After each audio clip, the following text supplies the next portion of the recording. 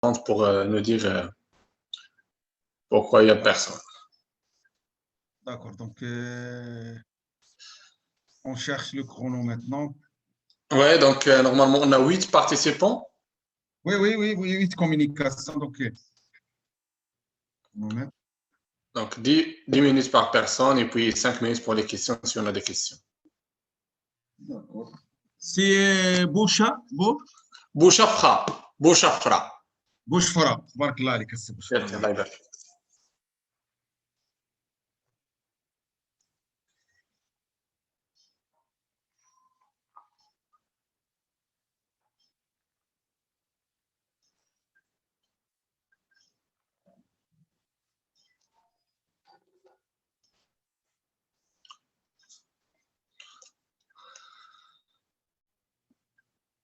Donc, si on a, par exemple, si on a le premier, hein? Oui. Si on a, par exemple, la première communication, c'est-à-dire le docteur Anouzla, s'il est présent. Donc, il va commencer. Bien, on attend l'ensemble. Oui, on a le premier ici, donc il peut commencer. Sinon, on passe au deuxième, donc c'est pas grave. Donc, on donne le feu. C'est bon. On a. Je pense que c'est monsieur. Anouzla. Monsieur Abrokious. Hein? On a monsieur Abrokious parce qu'il y en a trois auteurs pour la première participation. Oui, donc c'est le premier qui est mentionné. Le premier, c'est Anouzla. Oh, pas nécessairement, donc, parce que je vois là le nom du deuxième auteur, monsieur Abrokious. Vous m'entendez? Bonjour, moi j'ai la 8e communication, la dernière communication. Ah, d'accord, ok. Merci. Voilà. Oui, c'est la dernière. Donc, c'est la dernière. Vous êtes donc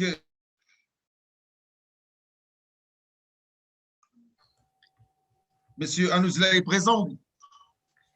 Je ne sais pas.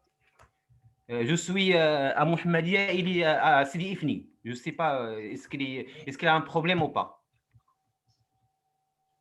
Oui, vous êtes. C'est Anouzla, donc il est de l'Université Hassan II. Vous êtes donc, oui. Donc, il est 9h03. Donc, si vous voulez qu'on commence, on commence. On commence? On commence alors, donc on rappelle un petit peu les consignes et on commence. D'accord, yalla. On commence, monsieur Moukhaddar? Oui. Je suis prêt. Ok. Donc, vous faites la présentation des consignes ou je commence moi? Ça y est, commencez. Moi, je suis. Donc, bonjour à toutes et à tous. Donc, ravi d'être ici parmi vous. Merci à monsieur Moukhaddar d'être là parmi nous aussi comme modérateur.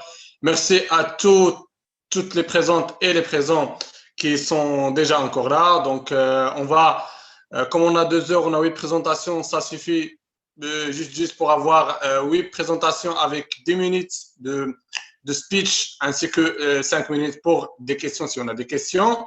Donc, on va commencer maintenant, il est 9h15, on va commencer avec la première présentation. Donc, si on n'a pas de présentation, on va passer ensuite à la deuxième. Donc, ainsi que de suite. Si, par exemple, le premier patient n'est pas encore là, on va le passer directement à la fin. Bon, ça y est, monsieur. Oui, c'est bon. Donc, merci, c'est.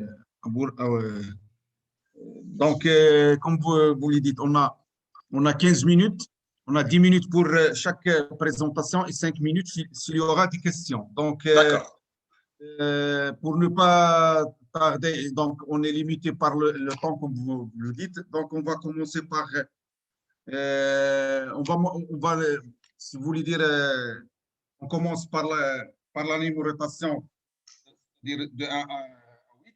On a 8 communications, donc on a 2 heures. Et j'aimerais bien qu'on respecte, s'il vous plaît, le temps. 2 minutes, 2 minutes, plus 5 minutes s'il y aura des questions, pour qu'on ne puisse pas tomber dans des des heures que le congrès ou bien la session hors session. Donc, notre session, s'il vous plaît, ça concerne l'environnement, la science de l'environnement et la géologie. Et on va commencer par monsieur, la première, si vous voulez dire, on va commencer avec monsieur Abouzla Abdelkader. À vous la parole, monsieur. Elle n'est pas présente. Donc, si monsieur, au deuxième auteur, ce n'est pas la deuxième communication, mais c'est le deuxième auteur, c'est Abroki Younes. Monsieur Abroki, est-ce que vous pouvez... Oui, j'ai la 8e communication. Est-ce que je peux faire la 8e communication? Oui. Oui, Non, on va suivre l'enchaînement, s'il vous plaît. D'accord, pas de problème. Voilà, si monsieur Anouzla et monsieur Souehbi Salah. Pour la première communication, est-ce qu'il y a quelqu'un qui va nous exposer, s'il vous plaît, Non, il n'y en a pas. Il n'y en a pas. Je ne vois pas son nom sur la liste. J'ai la liste devant moi, déconnectée. Non, il n'y en a pas. Donc, on passe au deuxième. La deuxième communication sur la discovery of new glycogen. Et on donne la parole à monsieur Abdelhak. Non, Abdallah? Abdallah. Abdallah Al-Issouk. Monsieur, à vous la parole.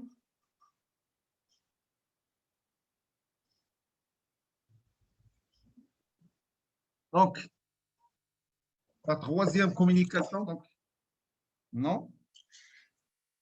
Non. Donc, on passe à la troisième communication et on donne la parole à Nour El-Houda Tahiri. Troisième communication, Nour El-Houda Tahiri. À vous la parole, mademoiselle. Non. Donc, la quatrième communication, c'est l'étude de l'effet combiné de l'huile essentielle. Tourabi Mriem. À vous la parole. Tourabi.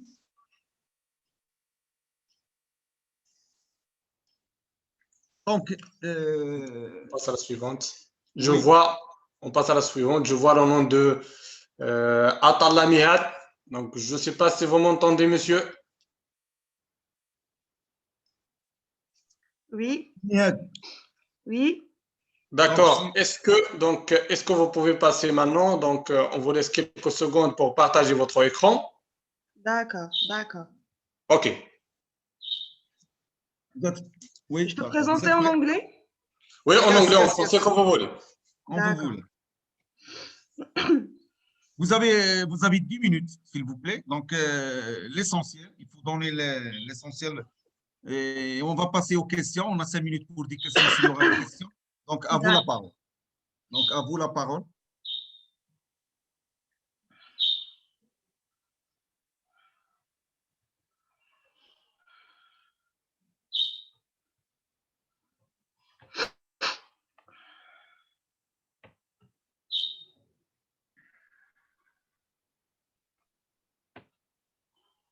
Ça y est?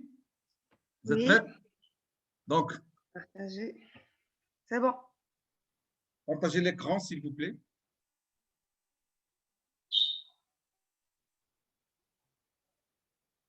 C'est bon? Maintenant, ça y est, c'est bon, c'est bon, c'est bon. D'accord. So, hello everyone. Thank you for inviting me to this symposium. My name is Mihad Ata'Allah. I'm a PhD student at the University of Mohammed First, and I'm currently working on selection and domestication of wild species with the decorative interest. Allow me to present to you a part of my work. For this work, the plan is an introduction, study objectives, thesis project, results, a part of my results, and conclusion. Moroccan flora is extremely diverse because it depends on the ecological nature of the soil and the climate, which influences its development. There is a rich flora in the eastern region, despite the extent of of semi-arid to arid bioclimates on humid and subhumid bioclimates. Thus, compared to the Moroccan flora, we find 1,114 species out of 4,200 and 490 genera out of 920 and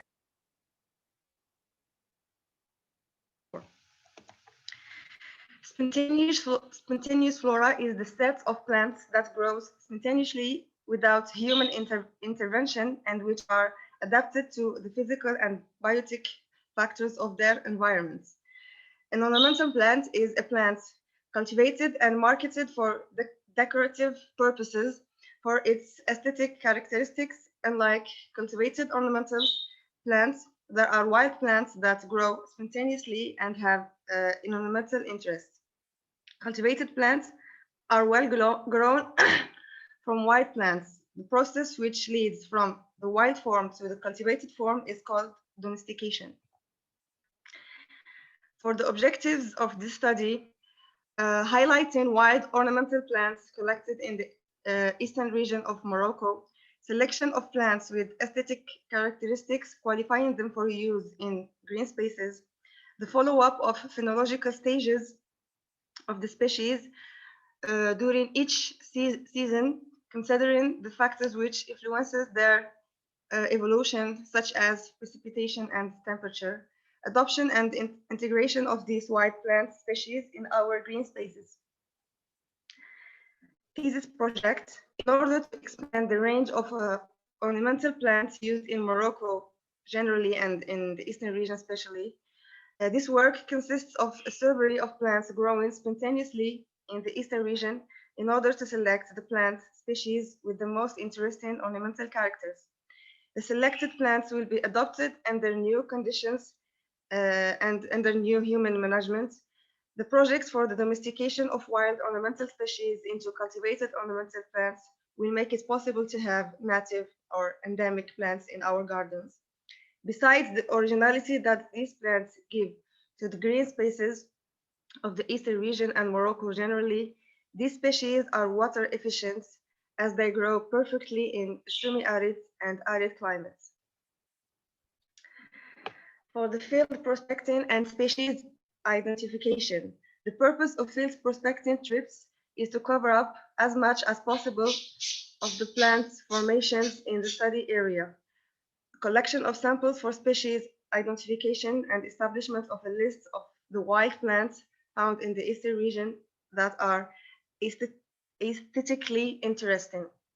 The survey points are determined according to a sampling plan that takes in consideration the dominant vegetation and the ecological descriptors considered important in the distribution of vegetation in the region.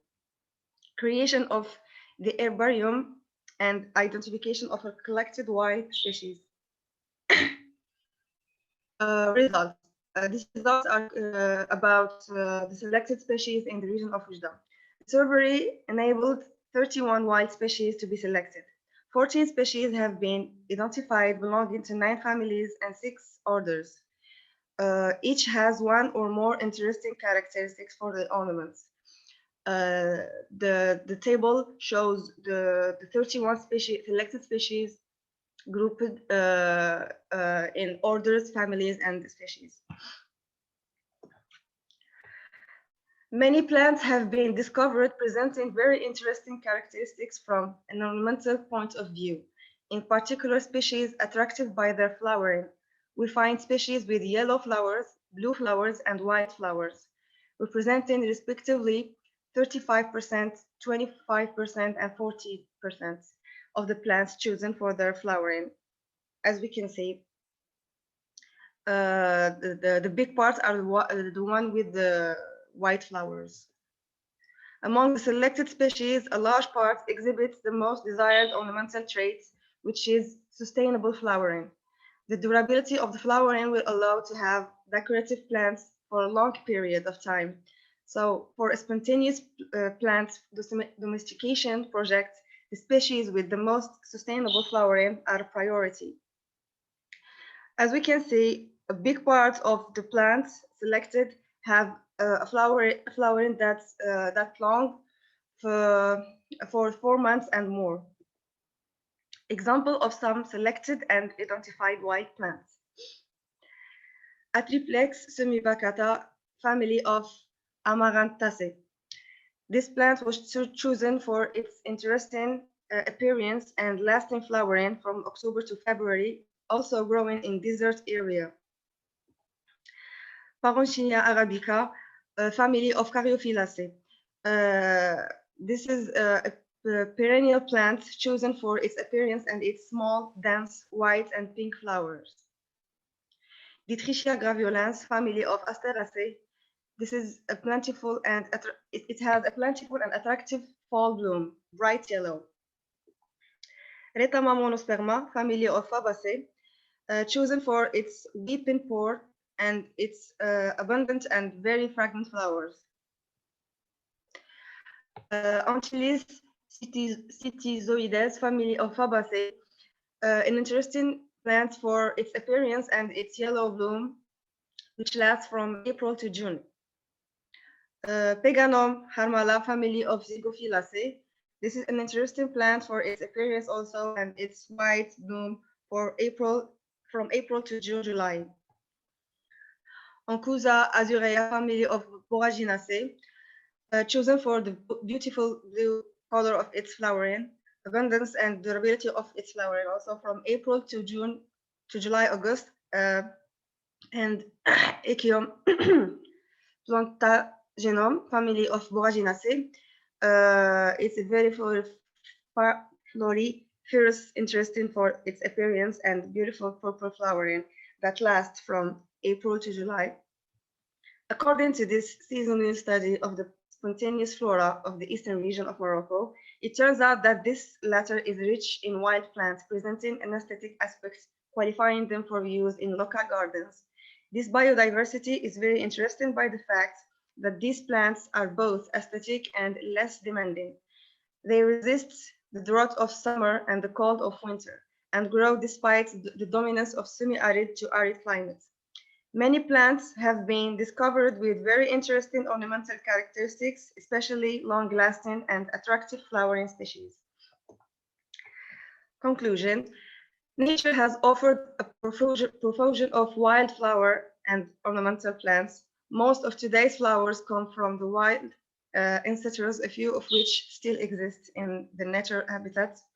This study has shown that the region is rich in endemic ornamental species. During this study, a group of these species was identified based on aesthetic value. These wild plants will constitute very important genetic resources which could be used to introduce new plants and conserve the plants of the field. This study is done to encourage the use of natural ornamental plants in these regions as it can make a considerable contribution to the economic and culture of this rural region. Thank you for your attention.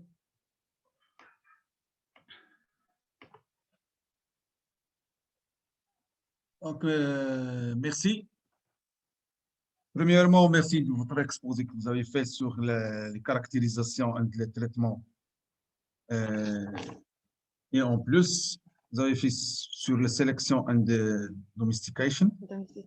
Et en plus, vous avez respecté le temps, donc on est dans 9 minutes 40 secondes. Donc, si vous avez des questions, je donne la parole. S'il y aura des questions, donc...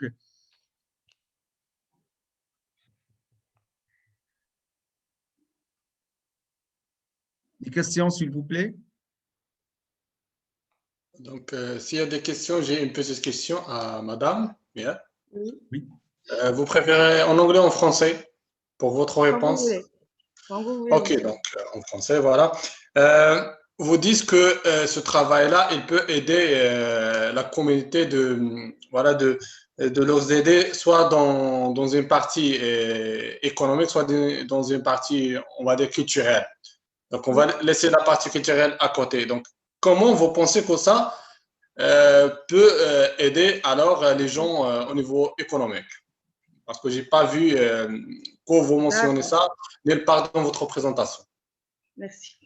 Pour la contribution de ces plantes à l'économie, vu que maintenant, et ça fait depuis longtemps, les plantes ornementales utilisées dans nos jardins, ce sont des plantes importées. Ce ne sont pas des plantes originaires du Maroc. Donc, on a besoin d'acheter des plantes ailleurs pour l'ornement de nos espaces verts. Alors, si ces plantes vont bien résister à de nouvelles conditions, là où l'intervention humaine est nécessaire, on n'aura pas besoin d'acheter ou d'importer des plantes ornementales. On va utiliser nos propres plantes endémiques de la région orientale. Merci. Donc, vous ne voyez pas que ce sont des plantes du jardin, ça veut dire que ce sont des plantes pour les jardins et non pas pour d'autres. Par exemple, est-ce qu'on ne considère pas ces plantes comme des plantes aromatiques ou bien des plantes médicinales? Si, une grande partie de ces plantes décoratives sont à la fois ornementales et phytomédicales. Médicinales. Oui. Donc, est-ce que vous avez fait ce qu'on appelle la composition chimique? Est-ce que vous avez fait l'extraire de l'huile? Non, pas encore. Non, on n'a pas fait ça. Cette étude-là. Oui, donc, on n'a pas fait ça. Donc, c'est tout simplement la décoration. Si, juste la décoration. D'accord. Donc, exactement la situation de ces plantes ici à la région d'Oujda. Est-ce qu'on parle de la région orientale ou bien tout simplement la région, c'est la préfecture d'Oujda? On parle de la région orientale. On parle de la région orientale, mais oui. Ces résultats sont juste de la région de Oujda. Mais le travail va couvrir toute la région de l'oriental. Est-ce qu'il y a une, si vous faites ça en collaboration avec les eaux et forêts ou bien c'est tout simplement l'université tout seul? Tout simplement l'université Mohamed Fahmy. C'est un travail. Pas de merci, merci. D'accord. Bonne continuation. Merci. Merci. D'autres questions, s'il vous plaît? Donc, si vous n'avez pas de questions, donc on passe au suivant. Soukaina Qoudat, sur les diversity of. S'il vous plaît, Mihad, vous pouvez quitter le partage. Donc, d'accord. Donc, Soukaina Mihad, sur la diversity of le BLD. Oui. Alors, donc, à vous la parole. Vous pouvez commencer, s'il vous plaît. D'accord, monsieur. Merci. Je vais essayer de partager mon écran. D'accord.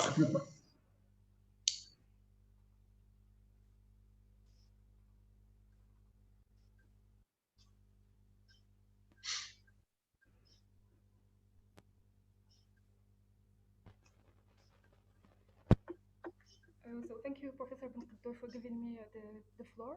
My name is Sohaila Qoudat. Donc, on vous entend mal. Donc, vous pouvez approcher, s'il vous plaît, au micro. Vous m'entendez mieux là? Est-ce que pour tout le monde, c'est bon? Non, non, pour moi, il y a encore des soucis. Donc, vous pouvez parler, s'il vous plaît? D'accord, oui. Vous m'entendez? Oui, un petit peu mieux là. Un petit peu. D'accord. Donc, à vous la parole. D'accord, merci beaucoup. My name is Sohaila Qoudat. I'm a PhD student from Mohammed First University. It's a pleasure for me to be here today to present to you of the axis of my research, considering the diversity of the almond from Moroccan seedling trees, fruit physical traits, and oil quality. So this work is a part of a project called Para1, who considers almond in the eastern region of Morocco, its biodiversity in post-harvest recovery, derivatives, and byproducts, in which it's a contribution to the development of the almond industry in the eastern region of Morocco. So for this presentation, we will be starting by introduction, followed by evolution of the pomological diversity of selected almond ecotypes, and then evolution of Bildi almonds oils quality, and After that, we will be comparing the main oil quality of traits of introduced cultivars Fernis Ferradriel and local Bildi almond, and we will be finishing by conclusion and perspectives. So before getting into the main study, I would like to give you a general idea about the situation of almonds in Morocco. Well, Morocco has a mild Mediterranean climate with the areas well voted for fruit rosaceae. It occupies more than 151,000 hectares of area, which represents 70% of the area voted to fruit rosaceae. It's cultivated under two types of plantations, a traditional one, which represents more than 50% and will be considered by our study, and a semi-intensive one, who is based generally on grafted trees of introduced cultivars. Those almonds are generally grown in areas, as you can see on the pictures, who receive no attention from local farmers. They are non-irrigated and they are cultivated in poor soils.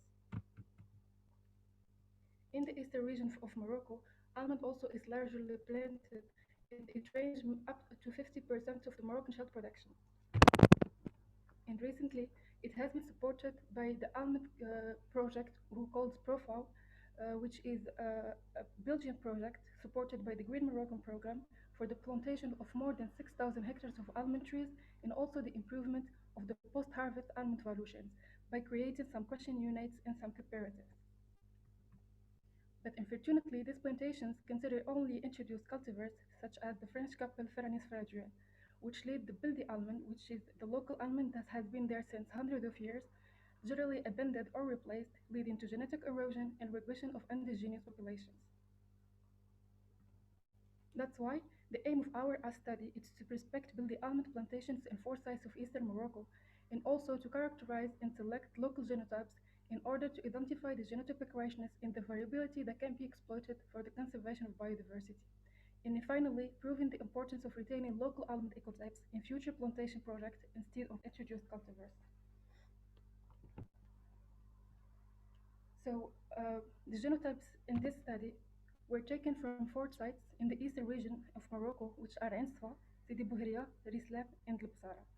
Those genotypes were taken from the zones according to many criteria, such as the flowering period. They were generally in early flowering period types. The appearance and the vigor of trees, and also the opinion of local farmers, was taken into consideration since they are the first considered people by the production of these almonds. So we took four genotypes and we evaluate their pomological characteristics by using an almond descriptor called Gulkan, who characterized the length, the width, the thickness, and many other parameters. And other ones like the sphericity, the geometric mean diameter, and the volume were calculated according to some mathematical formulas. As a result, we had a large variability between the studied genotypes, and significantly high results were obtained with the genotype from zone 4, which is Lipsara, with highest weight, width, length, and thickness, and also DG parameter and sphericity and volume. The nut shapes were very diverse, since we had cordate, oblong, ovate, and rod shapes. Also, the nut size was varied between large, medium, and small. For the nut color, they were light, dark, and intermediate. And for the marking our shell, which is the surface that covered the shells of almonds, it was also varied by sparsely poured, intermediate, and also densely poured. For the kernels, the same parameters has been evaluated with two main added parameters, which are the shilling percentage and the double kernels percentage. As a result, also high results were obtained for the genotype from zone 1 for the majority of the parameters, such as the weight, the width, the thickness, sphericity, and the volume. While for the length, it was higher for the genotype from zone 1, which is ENSFA. For the shelling, it ranged from 22 to 35%, which is very low, but we have to take in consideration that those genotypes are very old and also they don't receive any irrigation. They are based on rainfed, and the double kernels rate was very high. It was ranging from 6 to 71%. For the kernel shape, they were very diverse. They were intermediate, narrow, broad, and extremely broad, while for the kernel's color, they were all dark. So as synthesis, we can say there has a large variability of almond nuts and kernels for the pomological traits, and also a weak marketable value which is considered by a high percentage of double kernels. Those kernels are having a low commercial values because they are having a malformed shape and also a thick hard shells, which cause problems during the shelling process because they had to apply more force to break them. That's why we opt for the evolution of the oil's quality to increase the incomes of the local farmers because those qualities of almonds are very low. For that, we took the broken kernels, we extracted them in local cooperatives here in the eastern region of Morocco, Asidi Bouhria, to evaluate the quality of the oils produced here in the eastern region of Morocco. So we had many parameters such as the oil content, the acid and peroxide indices, the total phenols content, the fatty acids, and the tocopherols. As results, we had high values of oil content ranging from 28 to 37, which shows that the kernels are rich in lipids, which is good for health and diet. Also, low acid values and peroxide values showing that they have respecting the norms of the Codex Alimentarius. Also, high total phenols, which has a high antioxidant potential with beneficial impact health. After that, we opt for a comparison between the introduced cultivars, which are the French Capelferranis Ferraduel, and the local ecotype Bildi for the main qualities of the oil, which are the fatty acids and the tocopherols. So for the fatty acids, the comparison between the introduced cultivars and the local ones showed that for the saturated fatty acid, the introduced ones show higher results, while for the monounsaturated fatty acids, which are more important, Bildi local almond has shown higher results. The same thing was observed for the tocopherols, since the tocopherols contents were higher, were significantly higher for the Bildi ecotype compared to the introduced cultivars, mainly for the main major element, which is alpha tocopherol, who represents more than 60% of the total phenols. As conclusion, we can say there is a large variability observed between the genotypes of the studied characteristic, for which genotype and geographical locations were the main sources of variability. Also, we had a good quality of the oils obtained, characterized by low acidity and peroxide values, a high phenols content, high alpha tocopherol content, and high oleic and linoleic acids contents, which can be considered in the design of courses in the evolution of during breeding programs. As perspectives, we are opting for completing this study with a wider range of genotypes and evaluating other functional properties in biological activities, and finally discriminating genetically related ecotypes by molecular technology. And thank you for your attention.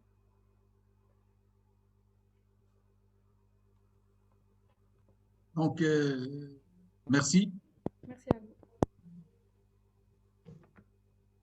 Est-ce que vous avez des questions? Donc, on passe aux questions, s'il vous plaît.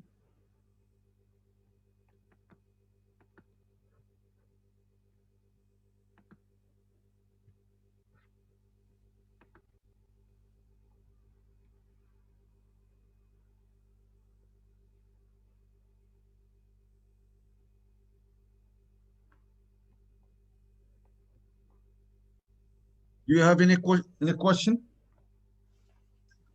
If there is no question, I have.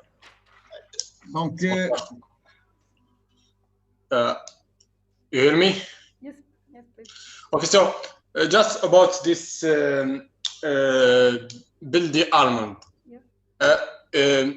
Your study is about all the region, all the eastern region.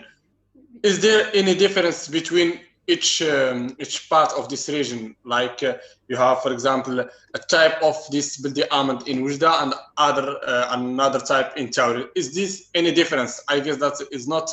There is no reason that all the types are all the regions had the same type. No, I didn't work on the genotypes in Taurid, but it will definitely be a little different. Ce qu'on appelle alors ما كنشوفوش le visage ديالك s'il vous plaît, est-ce que vous pouvez Oui, bien sûr. donc vous éteignez les caméras donc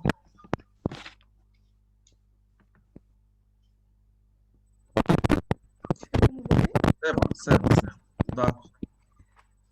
Donc, je vous disais, monsieur, we didn't study the almond genotypes in Tawrit, but No, in the four region in Oujda, in the four region in Oujda, you have distance between this region is the same type. yes, it will definitely be differences between all the genotypes, because when we change the genotype, because I've previously said that I'm working on seedling trees. When we're working with seedling, variability is always present, and this variability can be in the composition of the oil, the productivity of the tree, also the many other characteristics. So it will be a difference. Maybe it will be small or even bigger, but it will definitely be present. In my case, for the four sites that I've been studying, I had a lot of differences between the studies, the genotypes, according to the presence of the trees, either at small altitudes or high altitudes. Okay.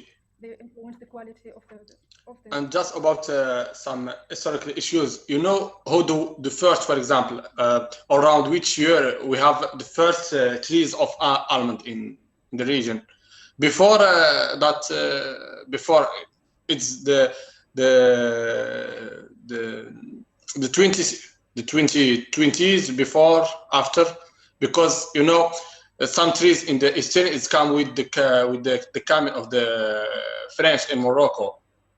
Some trees was not there. Yes, those trees that they came from France or other countries, which call them the introduced cultivars, they are generally grafted trees. So we can definitely see the difference between a grafted tree and a tree that came from seedling. So in my case, I'm working only on seedling trees, which are maybe coming from another cultivars, but they are variable due to the variability of the multiplication by seedling. So in my case, I'm not working on introduced cultivars. I'm only working on seedling trees, and they are very old, because I do investigation and I do a lot of investigations to find the oldest trees that they are in very bad state but yet still productive, and I worked on them, and I do another study on the multiplication by in vitro tissue culture to make them younger, so they have the same quality but younger. And you are in the second or the third years, because I guess that's the consequent work. Sorry? In my third year, yeah. Okay, thank you very much. Thank you. Okay, thank you. S'il vous plaît, une petite question, mais vous avez parlé de l'huile essentielle. Donc, l'extraire de l'huile que vous avez trouvé 47, peut-être 47% dans la région de l'Psara, non? Oui, pour le troisième, 47%, la rentabilité de l'huile. Donc, cette variation, comment vous l'expliquez? La quantité d'huile, elle dépend déjà du génotype. Aussi, il dépend du site d'où on a pris l'amande. Aussi, il dépend de plusieurs facteurs tels que l'humidité, le taux d'humidité. Moi, j'ai essayé de maintenir le taux d'humidité fixe parce que j'ai séché mes graines à l'étuve. Mais pour les autres paramètres, ils n'étaient pas fixes. Donc, ça dépend du génotype et aussi du site de croissance du plant. Donc, par exemple, pour la saison de récolte, ça veut dire est-ce qu'elle n'a pas d'influence sur... Si, je suis en train de comparer deux récoltes différentes de l'année 2020 et de l'année 2019. Mes résultats ne sont pas encore publiés, donc je ne peux pas les démontrer, mais il y a une différence entre les différentes années. Ça dépend de la pluviométrie, ça dépend de plusieurs facteurs, tels que le froid et tout. Donc ça dépend du calibre du fruit. Il y a plusieurs facteurs qui influencent la rentabilité de l'huile. Mais généralement, il reste élevé pour Ibuldi par rapport aux autres cultivars, ce qui lui rend très favorable pour la pâtisserie et même pour l'extraction d'huile, etc. Il est très riche par rapport aux autres cultivars, d'après la comparaison. Donc, merci. Si vous, pour les autres, est-ce que vous avez des questions?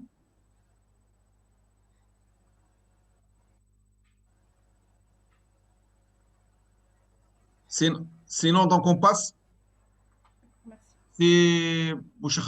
Donc, on passe.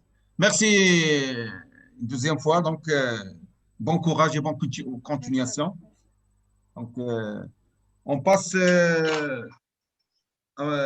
Troisième, c'est l'électrochemical degradation of nanion and Monsieur, c'est Fatim Zahra Tichou. Oui, elle est présente. Elle est présente.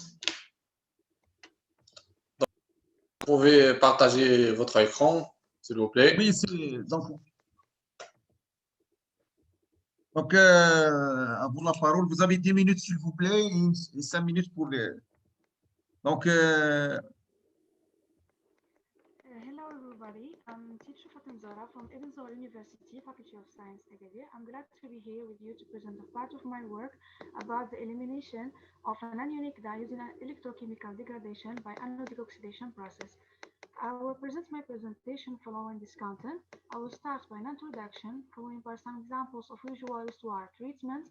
Specifically, I will talk about electrochemical advanced oxidation processes, the application of anodic oxidation in experimental part. I will discuss some results and I will finish by a conclusion. In an introduction, as everybody knows, industries produce a large amount of toxic wastewaters that may present a real damage to the aquatic life and human beings. Among them, textile industries produce a large amount of colored wastewater that contain dyes which are toxic, and they present a challenging task to the environment. Then we have to apply an adequate treatment to remove them from water and wastewater. Among these processes, we have electrochemical methods or electrochemical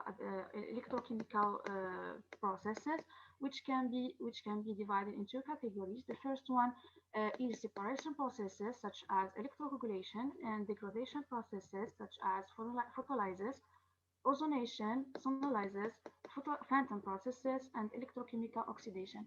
Electrochemical oxidation also can be divided into categories: the direct methods such as anodic oxidation, and indirect methods such as electrophantom, photoelectrophantom, sonoelectrophantom, anodic phantom, and peroxycoagulation. The main objects of these processes is to produce highly reactive species such as OH point radicals, which is very powerful to remove organics and to transform them into carbon dioxide and water. As I said before, the main object of my presentation is anodic oxidation, in which the degradation of pollutants can be occurred directly on the anode surface or in the bulk of the solution by mediated species such as chlorine species and persulfate. Directly on the anode, we can have two types of anodes: active anodes, such as the SA anode, which is the mostly stable anode, in which we have hydroxy radicals chemisorbed on the anode surface, and oxidation of pollutants occur by oxygen species adsorbed on the anode surface.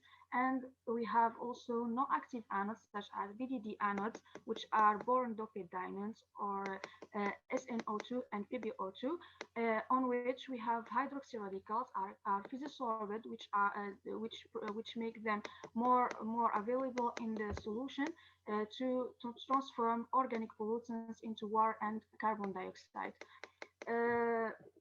Now I will move to an experimental part in which I will make an application of anodic oxidation on the treatment of an isonaphthalene dye in a batch study using a DSA anode and BDD anode connected to a stainless steel cathode. The parameters studied were the combination of the electrodes and the effects of applied current density. The performance were monitored in terms of color and DCO removal. The first part is the degradation efficiency. The effects of electrode nature was investigated in chloride media, applying 5 milliampere per centimeter squared as current density. As can be seen from figure A, we can obtain and reach 96% of the total color removal after 20 minutes, and the discolorization rate was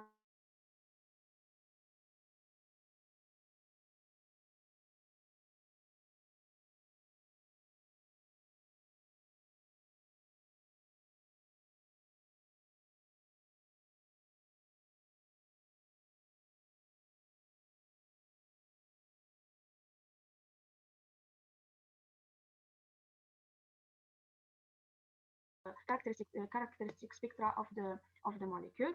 Now we move into the effects of current density. We applied the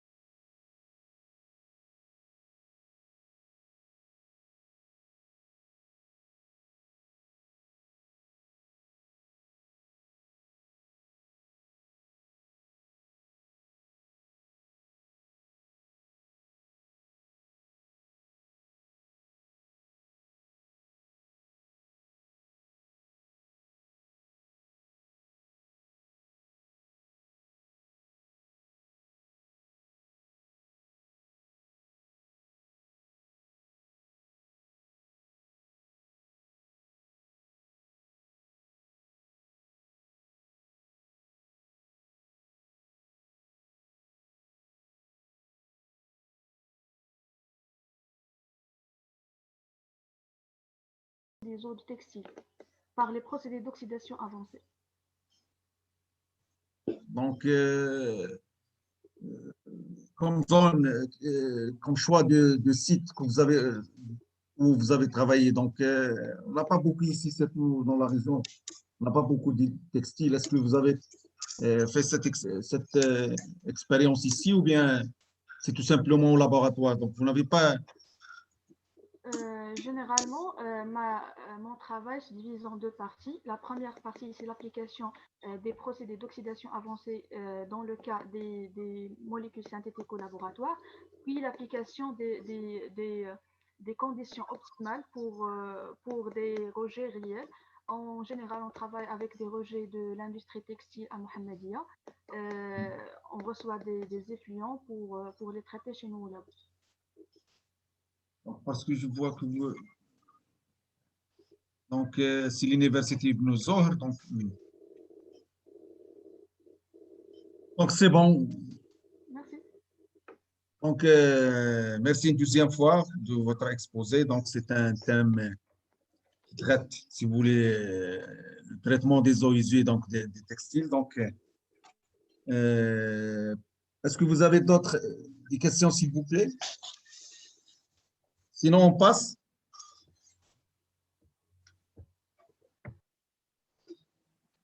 On passe, monsieur Bouchafra. Oui, oui, donc on passe. Donc, si vous me laissez la parole pour passer monsieur Abrokiounous pour son exposé intitulé Principal Component Analysis for Investigation of Relationship Between Children, Asthma and Ambient Air Pollutions. Donc, est-ce que vous êtes là, monsieur Abroki? Donc, Oui, merci. vous m'entendez? Donc, veuillez ne partager votre écran, monsieur. Donc, on vous le rappelle, vous avez 10 minutes pour la présentation, 5 minutes pour les questions. Est-ce que c'est bon? Oui, c'est bon, sauf qu'on entend un petit peu de bruit, donc des enfants, je pense. OK. Bonjour, merci Monsieur le Président, chers collègues. J'ai l'honneur de vous présenter cette communication orale intitulée « Étude de la relation entre l'asthme pédiatrique et la pollution de l'air via l'analyse en composantes principales ».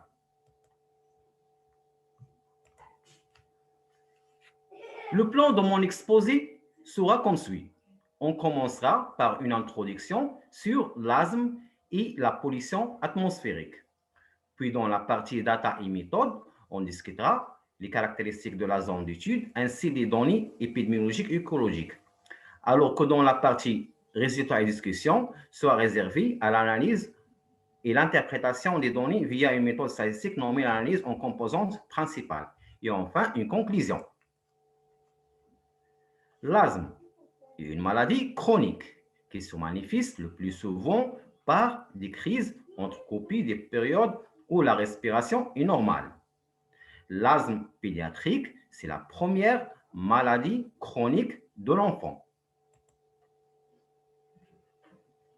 Selon l'Organisation mondiale de la santé, près de 300 millions de personnes souffrent d'asthme dans le monde et qu'on peut estimer qu'un enfant sur 8 et un adulte sur 20 est asthmatique.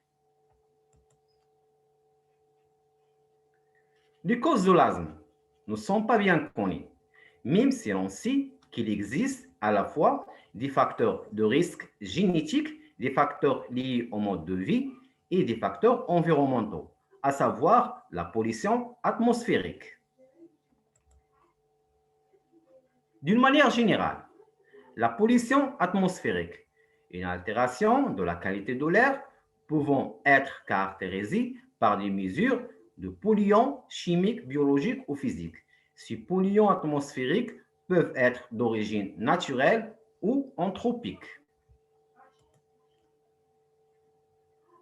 Or, l'objectif de cette étude, c'est l'évaluation de l'impact de la pollution atmosphérique sur l'asthme pédiatrique au Maroc, en se basant sur des critères spécifiques à ce type d'étude.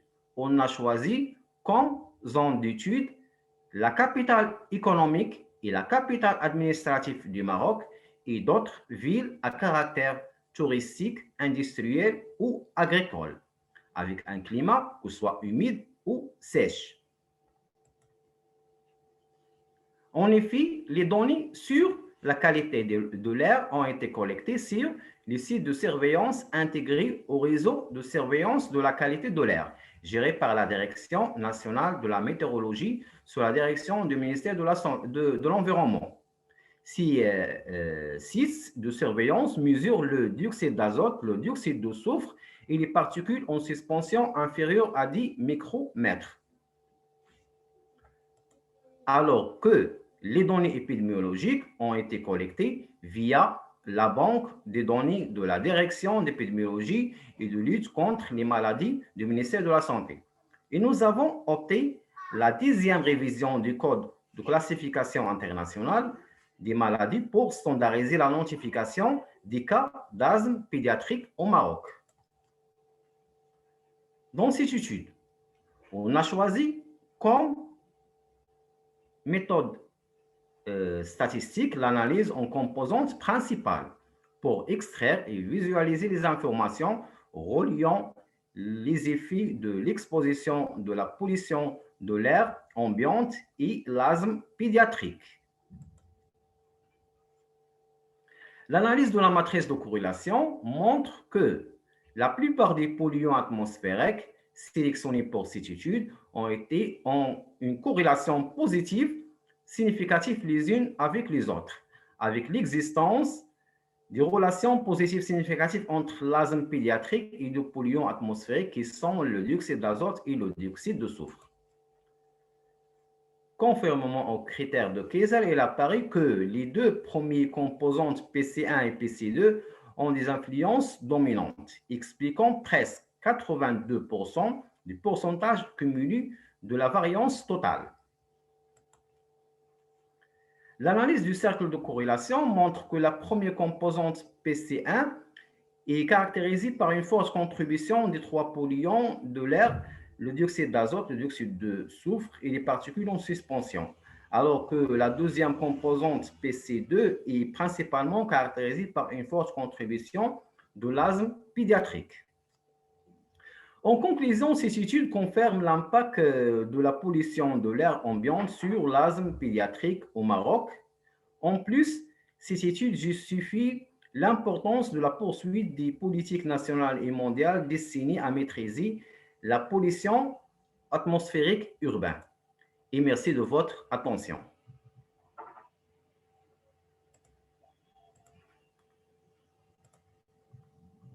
Merci. Merci, monsieur. Merci, professeur. Donc, c'est la pollution atmosphérique et l'asthme. Donc, un sujet maintenant qui traite un peu sur la pollution et l'effet sur la santé. Donc, si vous avez des questions, le professeur est là pour vous répondre.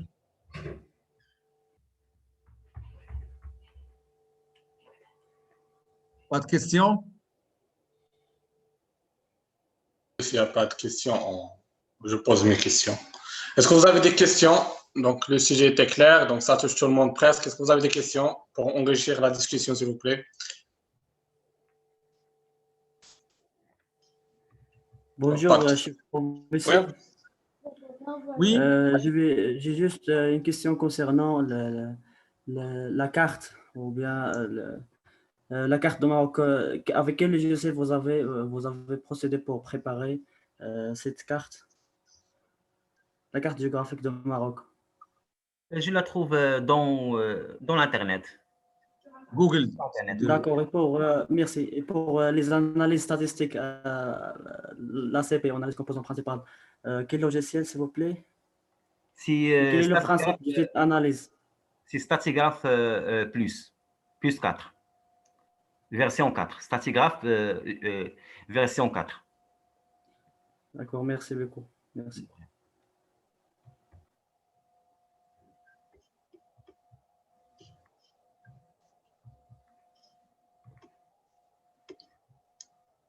Oui. Donc,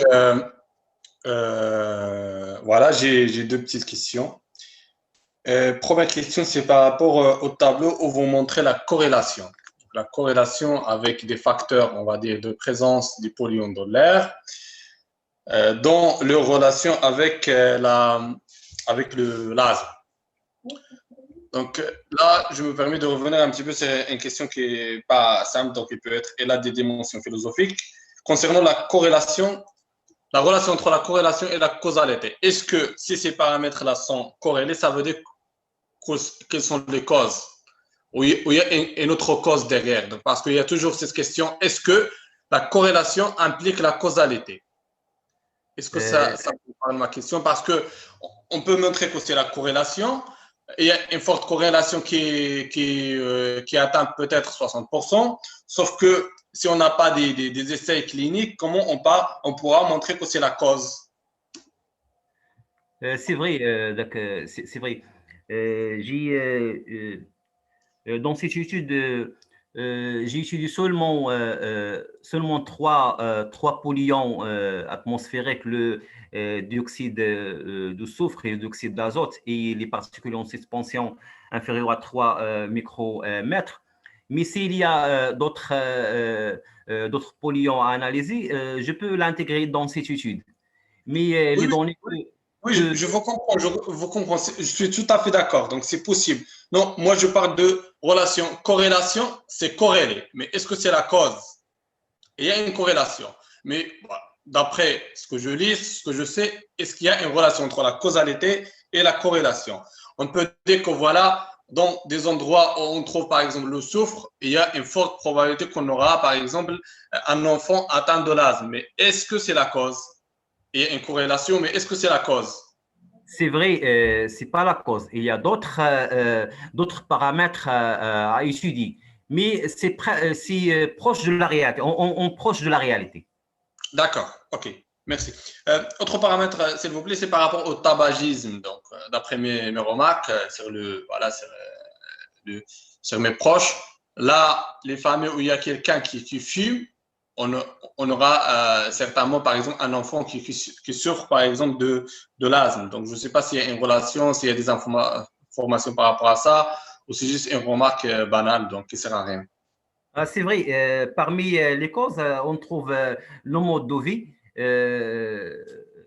le tabagisme par exemple, ou bien des critères génétiques, ou bien la pollution atmosphérique. D'accord, merci. De rien. Donc, une petite question, s'il vous plaît, donc, concernant l'allergie. Donc, on parle toujours de l'allergie, la saison maintenant de l'allergie. Donc, est-ce que l'allergie peut conduire, s'il vous plaît, à l'asthme? Oui, monsieur. Parmi les causes, on trouve l'allergie. Donc, en relation avec la pollution, ça veut dire que la pollution peut provoquer, par exemple, des signes ou bien des allergies, différents types d'allergies. Donc, à la suite, si on ne le traite pas, donc il y aura si vous voulez, automatiquement de l'asthme. Oui, monsieur, surtout pour les gens sensibles. Sensible. Et question de l'humidité, donc c'est la région où il y a des océans, des mers et les régions secs. Donc, ici maintenant, on parle ici de, est-ce que c'est de la température ou bien d'autres choses? Surtout les zones où il y a une forte humidité, ils sont plus touchés de l'asthme Voilà. que les autres. Maintenant, on trouve qu'il y a un nombre très important des patients des maladies, donc de la maladie d'asthme. Oui, monsieur. Donc, si vous voulez, c'est un thème très touchant maintenant, même avec la pandémie. Donc, les gens qui ont l'allergie sont plus touchés, donc ils sont sensibles à d'autres maladies. Donc, merci une deuxième fois de votre exposé, votre réponse de questions. Donc, on vous souhaite bon courage, messieurs. Donc, et on passe, c'est Bouchafra, donc on passe. Je présente donc voilà. Donc, on arrive à terme de cette liste, mais peut-être il y a des présents, donc n'hésitez pas là au début de séance. Je fais appel à monsieur Anouzla, s'il est là, monsieur Anouzla Abdelkader, sinon il y a monsieur Abdallah Elisso qui est là déjà. Oui. Donc, veuillez partager votre écran, s'il vous plaît. Vous avez 10 minutes pour présentation, 5 minutes pour la question. Oui, allez-y, monsieur. S'il vous plaît, monsieur, donc pour finaliser, si vous voulez dire, donc on ne revient plus. Ça, c'est qui c'est? Non, c'est monsieur Abdellah. On revient. Non, Oui. mais pour qu'on ne revienne plus à la première communication, est-ce que Anouzla Abdelkader est présent ou pas? Donc, ça, c'est définitif, on ne revient plus. On ne revient plus. Il n'y a aucun signe. Donc, dans la deuxième heure, on ne revient plus. Donc, il est 10h05, on ne revient plus au premier. Donc, c'est bon. Donc, on dit qu'il est absent. Donc, il est déclaré absent, oui.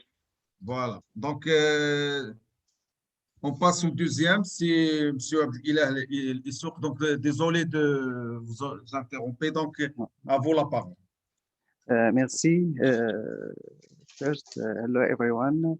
Let me introduce myself. My name is Abdelillah Issouk. I am a PhD student at Sidi Mohammed bin Abdullah University, Faculty of Science and Technology, Fez, Morocco.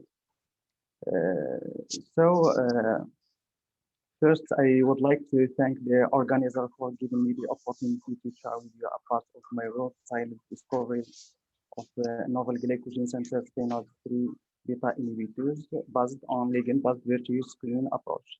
This work is realized in the laboratory of process materials and environment, Faculty of Science and Technology, Fez. So the plan that I'm going to explain in this presentation starts by an introduction, materials and method, then results and discussion, and finally conclusion and the perspective. The glycogen synthase kinase 3 is a serine tyrosine that's implicated in abnormal hyperphosphorylation of protein. In mammals, this enzyme present in two isoforms, named glycogen synthase kinase 3 alpha and glycogen synthase kinase 3 beta. which are highly identical within their protein kinase, but diverge at the N and C terminal regions. The glycogen synthase kinase 3 beta is located at the brain, and it has been proposed as the major hallmark of the neurodegenerative diseases, such as Alzheimer's disease and Parkinson's disease. So the inhibition of this enzyme by the bioactive compound might propose to be an important way for treating the neurodegenerative disease. In recent years, computer-aided drug design approach such as structure-based drug design and ligand-based drug design have been widely and successfully used in pharmaceutical research. If the 3D structure of protein is available and the mechanism of interaction ligand protein is known, we talk about structure-based drug design, such as docking analysis, molecular dynamic simulation, and homology modeling. If the 3D structure of a protein is not available, we talk, and the ligand and their biological activities are known, we talk about ligand-based drug design, such as the methods of quantitative structure-activity relationship and pharmacophore model. So in this work, we concentrated on ligand-based drug design approach on a series of compounds as the glycogen synthase kinase 3 beta inhibitors. So the objective is to find a relationship between the biological activity and the physical chemical properties, and to predict new compound with high potency activity against glycogen synthase kinase 3 beta inhibitor. The process of elaboration QSR model is dataset collection, molecular descriptor calculation, statistical analysis, and QSR model generation. Then QSR model validation and interpretation, and finally prediction of new compound. We applied this step on a series of compounds as glycogen synthase kinase 3 beta inhibitors. First, the data was divided into a training set for QSR model generation and a test set for testing the predictive ability of the generated model. Then the molecular descriptors were calculated using molecular operation environment software. So first, a total of 354 molecular descriptors were generated for each compound. The descriptor with a hypercorrelation the descriptor with a hypercorrelation and allowed intercorrelation were selected, and the others were removed. Then the selected descriptors are used as an independent variable in this way. The intercorrelation between descriptors was verified by calculation by factor, or VAF. Generally, a VAF less than 5 indicate that selected descriptors are very significant. So as we can see in table 2, all selected descriptors have a VAF value less than 5. This indicates that the selected descriptors are very significant and can be used for prediction new compound. After molecular descriptor selection, the partial least first regression method was used to link the biological activity with the selected descriptor, and consequently QSR model generation. So as you can see in the figure 2, the selected descriptor explain 85% of the total of variance in the training set with a small value of error. The internal and external validations of the generated QSR model was verified by the live one-out cross validation and a test set of 5 compounds, which gave the correlation coefficient value of 0.74 and 0.94 respectively. These results indicate that our selected descriptors are very significant and can be used for prediction new compound as glycogen synthase kinase 3 beta inhibitors. The applicability domain of the generated QSR model was obtained using Williams cloud. So as you can see in this figure, all the compounds are in the applicability domain except compound 4 and compound 27. In this work, a two-dimensional quantitative structure activity relationship was applied on a series of compounds as the glycogen synthase kinase 3 beta inhibitors. The molecular descriptors were calculated using molecular operation environment software. Based on this result, a series of compound was proposed and their biological activity were predicted using the generated QSR model. Then the predicted compound was verified by the study of molecular docking. The result of this work is accepted for possible publication in the Journal of Solution Chemistry. Finally, I would like to thank the professors Abdelkrim Ouammo and Fouad Khalil for their encouraging help and motivation, and thank you all for your attention.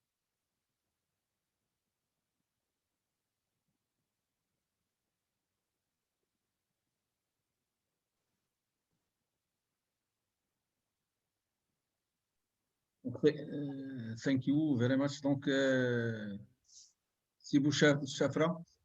Oui. Pour les autres participants, si vous avez des questions, donc on a encore du temps là dans cette session. Si vous avez des questions, n'hésitez pas. Donc, est-ce que vous pouvez garder juste votre présentation? Vous ne l'éteignez pas parce que j'ai des questions par rapport à des choses. Donc, déjà par rapport à... Donc, s'il y a personne qui a des questions, donc je pose mes questions, bien sûr. Par rapport à la dynamique moléculaire, vous ne donnez pas plus de détails que vous dites que j'utilise la dynamique moléculaire. Je suis en train de réaliser cette étude. Mais, oui, donc. Pour le moment, juste ces résultats de tout ça et de protéines moléculaires. Donc, vous n'avez aucune idée pour le moment sur la dynamique moléculaire? Oui, j'ai des idées. Donc, le dynamique moléculaire est utilisé pour étudier la stabilité de ligands dans le site actif de protéines. Oui, d'accord. Donc, c'est un protéine. Donc, c'est des grosses molécules. Donc, c'est une gaine très, très grande. Donc, il faudra bien sûr des logiciels. Vous ne pouvez pas le faire avec un petit programme. Donc, quel est le logiciel que vous allez l'utiliser là? Donc, à ce moment, nous avons utilisé le logiciel GROMACS. GROMACS. Quel potentiel? Donc, il y a des potentiels, il y a un choix de potentiel. Quel potentiel vous l'utilisez? Et si vous savez pourquoi? Je n'ai pas compris. Donc, pour GROMACS, si vous voulez simuler par exemple votre ADN, votre élément, n'importe quel type de molécule. Si vous voulez simuler une molécule, une grosse molécule par exemple, des centaines de molécules, vous devez choisir un potentiel. Donc le potentiel, il va décrire l'interaction de chaque partie, on va dire un potentiel interatomique qui va décrire l'interaction entre chaque atome. Donc si vous voulez travailler avec GROMACS, le premier choix à faire, qui doit être justifié, c'est le choix des potentiels. Pour vous, quel est le potentiel le plus adéquat, le plus pertinent pour cette étude-là? Si vous n'avez pas encore fait le choix, c'est juste pour vous mettre en scène. Normalement, les étapes que je dois faire en dynamique moléculaire, c'est premièrement, c'est la préparation de ligands et de protéines. Après, un protéine et des ligands qui l'entourent. Oui, après, on va former un cube, on va favoriser le milieu qui contient l'eau et les ions pour la neutralisation de notre système. Après, on va choisir une température de 300 degrés et une pression de... À température ambiante, oui, les conditions ambiantes. Et par la suite, on va démarrer notre processus dans un période du temps. Mais je n'ai pas compris. Oui, voilà, vous savez un petit peu parce que moi j'ai fait aussi de la dynamique moléculaire dans mon parcours. Donc, dans la dynamique moléculaire, vous faites ça. Vous avez une boîte de simulation, ce qu'on appelle une boîte de simulation. Vous mettez votre protéine, vous mettez vos ligands, vous avez une équilibration, vous laissez pendant un laps de temps une équilibration, et puis vous commencez la vraie simulation et vos extraits ce qui est intéressant pour vous. Mais là, il faut choisir un potentiel. Donc, si normalement, pour que votre ligand interagisse avec votre ADN ou votre protéine, il faudra un potentiel. Le potentiel, c'est lui qui décrit. Donc, mais si vous n'êtes pas chimiste ou physicien, donc ça va vous casser la tête. Je suis un chimiste, mais c'est écrit dans un algorithme parce que nous sommes en train de réaliser. Oui, d'accord. Bon courage. Merci. Peut-être une deuxième question par rapport au QSAR. Est-ce que ça rentre dans la machine learning? Donc, parce que vous mentionnez nulle part machine learning. Oui. Donc, ça, c'est dataset. Vous ressemblez les datasets, vous faites une validation et puis finalement une prédiction. Oui. Est-ce que c'est de la machine learning? Ça ressemble? Oui. Quelle est la relation? Oui. Donc, dans cette étude, nous avons utilisé la méthode de la régression linéaire. La régression linéaire, oui, mais vous la mentionnez nulle part. Donc, je pense que elle était plus pertinente de la mentionner. Voilà. Parce que moi, j'ai pu la reconnaître à partir de votre démarche. Vous avez utilisé la régression linéaire, mais est-ce que pour des réseaux de neurones ou bien dans un autre cas? Nous avons utilisé le réseau de neurones artificiels dans d'autres travaux, mais dans ce travail, on cherche seulement la relation linéaire entre la variation de l'activité biologique et les descripteurs moléculaires. Donc, la méthode non linéaire, donc c'est pas la peine de l'utiliser dans ce travail. D'accord. Oui. Et vous utilisez Python? Python, non. Vous utilisez quoi pour la régression linéaire? Seulement la méthode qui est intégrée dans un logiciel moléculaire opération environnement. Donc, d'accord. Donc, la méthode, elle est intégrée dans le logiciel.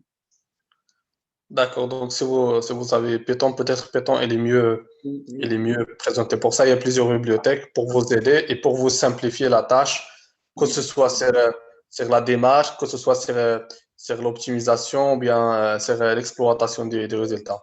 Merci beaucoup et bon courage. Donc, je donne la parole à monsieur professeur Benkador, c'est la des questions par rapport à ça.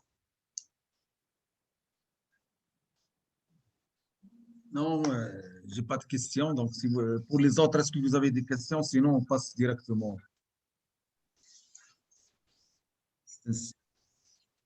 Donc, c'est Bouchafra. Donc, on passe à Nour Louda Tahiri.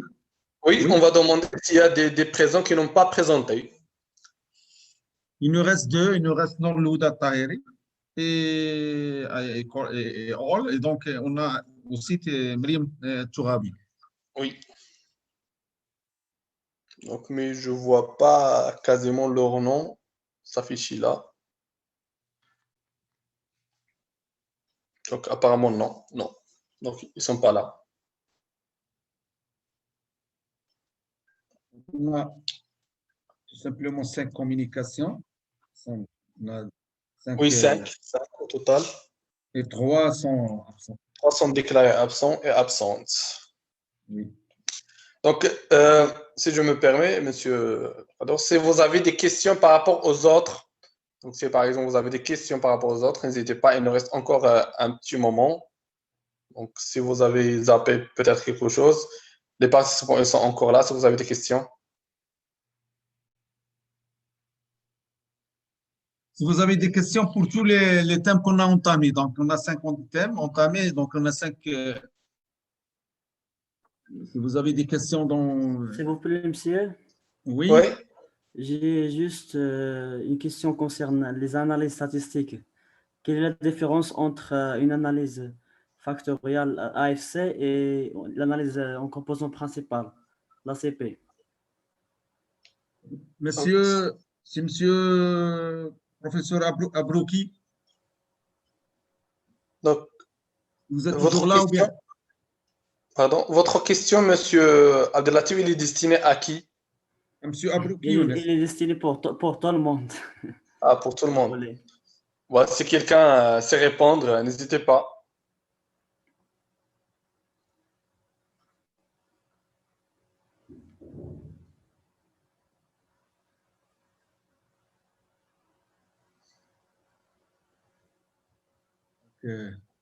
Personne? Je crois que c'est le professeur Abrouki qui va nous répondre. Donc, est-ce qu'il est parti ou bien il est toujours avec nous? Apparemment, il est parti. Oui.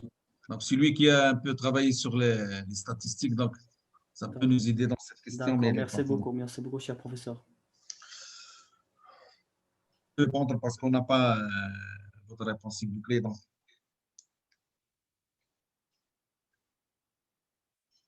D'autres questions, non? Donc, c'est Chafra, donc qu'est-ce qu'on va faire maintenant? On va faire synthèse de ça ou bien comment on va faire? Bah, oui, oui, c'est possible si vous voulez. Donc, on peut faire une petite synthèse. Sinon, on libère les gens. Voilà. Donc, on leur remercie tout d'abord, ainsi que vous, ainsi que l'autre public, donc qui n'était pas présentateur, mais ils étaient là toujours aussi. Merci beaucoup.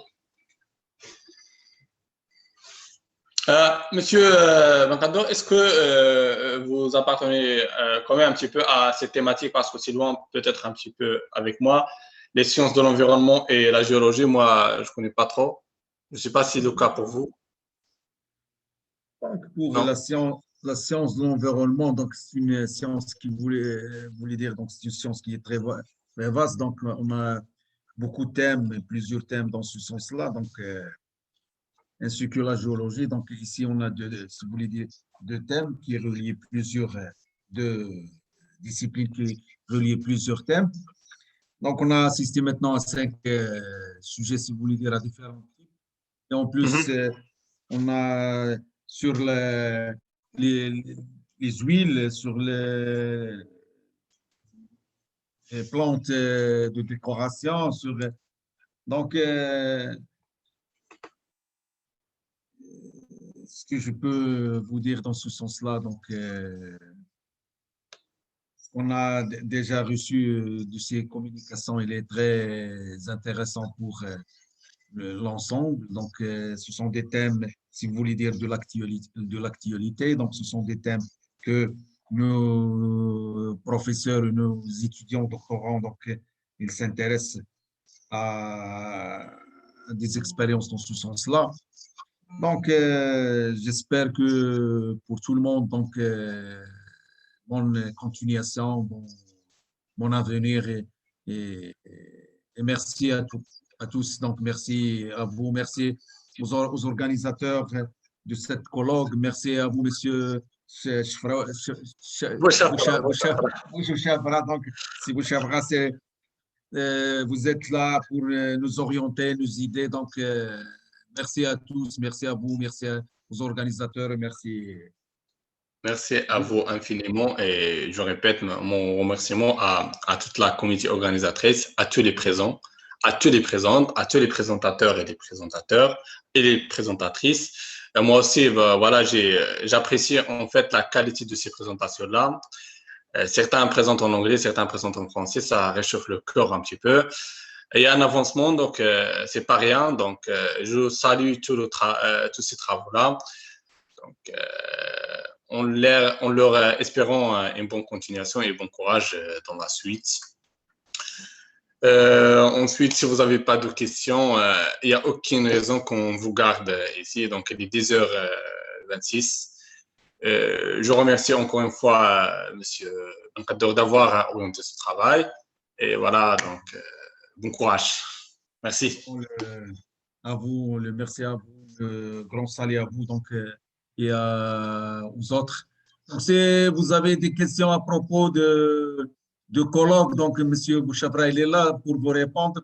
N'hésitez pas, donc on va peut-être ajouter 2 minutes ou bien 3 minutes.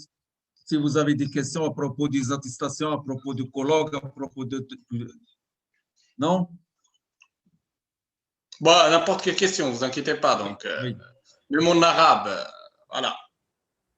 Messieurs, concernant juste la deuxième session, est-ce que ce sera continué dans cette même hall ou bien Oui, normalement, c'est le même hall. Donc là, la deuxième, donc juste, je prends mes notes pour vous pas dire n'importe quoi.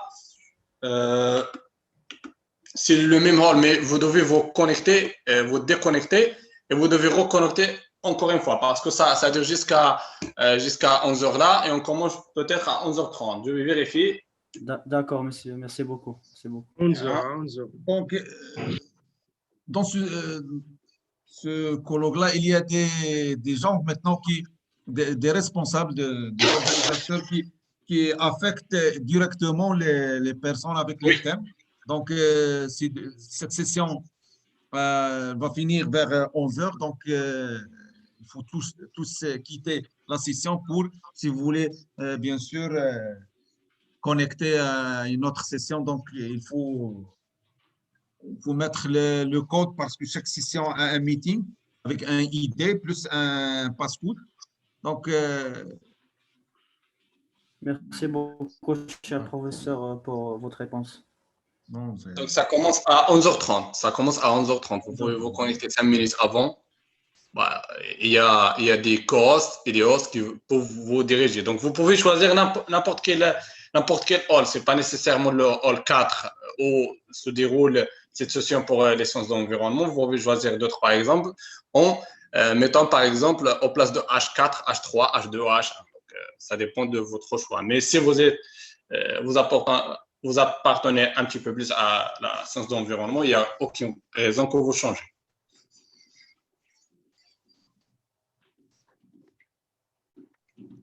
Une dernière fois, s'il vous plaît, pour les gens qui n'ont pas présenté. Donc, on a Anoujla Abdelkader. Donc, toujours pas de... Déclaré absent, oui. Et on a le Nourhouda Tahiri et All, donc collaborateurs, donc sont absents, donc pas de communication, il n'a pas présenté. Et de même pour Myriam Tourabi, collaborateur. Donc, et pour ne pas dire qu'on est dans le même temps, donc c'est la raison pour laquelle, si vous êtes connecté, donc on a le temps de vous donner la parole pour exposer votre travail. Donc, sinon, donc, on va clôturer cette session. Non, chef.